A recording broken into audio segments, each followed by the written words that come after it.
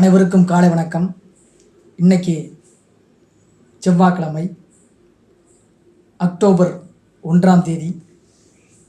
சர்வதேச கண் மருத்துவ நிபுணர், நேற்று நம்ம கூறியது போலவே டாக்டர் ஜி வெங்கடசாமி பிறந்த தினம் இன்று.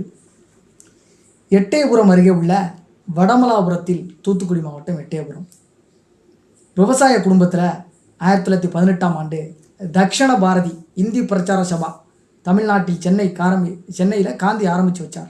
மகாத்மா காந்தி, மோகன்தாஸ் கரம்சந்த் காந்தி ஆரம்பித்து வச்சார். அந்த அமைப்பு உருவான வருஷத்தில் இவர் பிறந்திருக்கிறாரு.